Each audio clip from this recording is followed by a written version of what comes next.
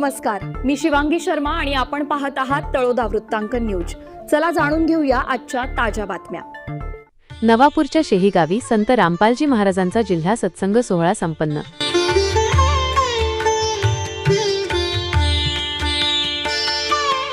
शेकडो भक्तांच्या उपस्थितीत घुमला मोक्षमार्गाचा गजर।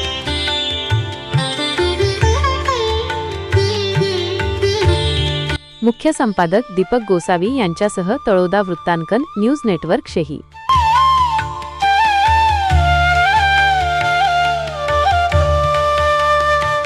नमस्कार प्रेक्षक हो, नवापूर तालुक्यातील शेही या गावामध्ये रविवार दिनांक 14 जून 2026 रोजी संत रामपालजी महाराज यांच्या जिल्हास्तरीय भव्य सत्संग सोहळ्याचे आयोजन करण्यात आले होते।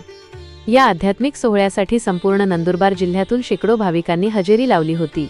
आधुनिक तंत्रज्ञानाचा वापर करत प्रोजेक्टरच्या माध्यमातून संत रामपालजी महाराज यांनी उपस्थितांना भक्ती आणि मोक्षाच्या खऱ्या मार्गाबद्दल सखोल मार्गदर्शन केले।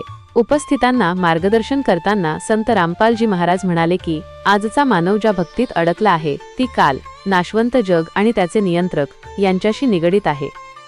आपण ज्या पूर्ण परमात्म्याची भक्ती करायला हवी त्याला विसरून आपण काल भगवान आणि त्यांच्या पुत्रांची पूजा करत आहोत, ज्यामुळे ही भक्ती व्यर्थ ठरत आहे। खऱ्या मोक्षासाठी पूर्ण ब्रह्माची आराधना करणे गरजेचे आहे। सत्संगात संत रामपालजी महाराजांनी मोक्षमार्ग समजावण्यासाठी पवित्र श्रीमद भगवद्गीतेतील अध्यायांचा आधार घेतला। श्रीमद भगवद्गीता अध्याय 15 श्लोक 17 उत्तमः पुरुषस्त्वन्यः परमात्मेत्युदाहृतः यो लोकत्रयमावेश्य बिभर्त्यव्यय ईश्वरः। या श्लोकाचा दाखला देत त्यांनी स्पष्ट केले की उत्तम पुरुष म्हणजेच श्रेष्ठ देव परमात्मा हा तर कोणीतरी दुसराच अन्य आहे, ज्याला परमात्मा म्हटले जाते। तो अविनाशी ईश्वर आहे, जो या तिन्ही लोकांमध्ये स्वर्ग, मृत्यू आणि पाताळ प्रवेश करून सर्वांचे पालन पोषण आणि रक्षण करतो। तो या जगातील जन्ममरणाच्या चक्रापासून पूर्णपणे वेगळा आहे।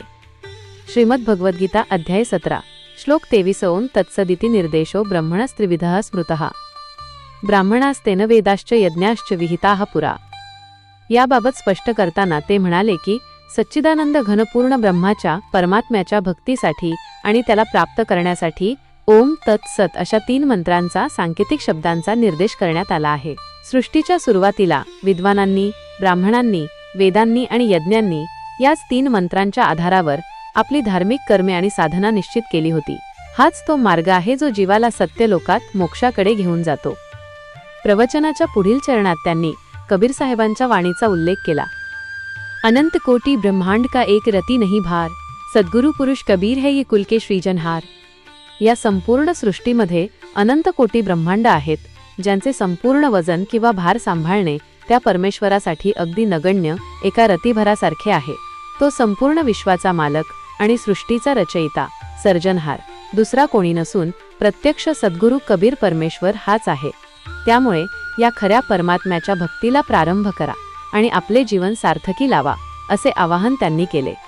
हा सोहळा केवळ आध्यात्मिक विचारांपुरता मर्यादित न राहता सेवाभावाचे उत्तम उदाहरण ठरला। सत्संगाच्या ठिकाणी भक्तांतर्फे चप्पल बूट सेवा, जलराम सेवा, चायराम सेवा आणि पुस्तक सेवा अशा विविध सेवा अत्यंत शिस्तबद्ध पद्धतीने राबविण्यात आल्या।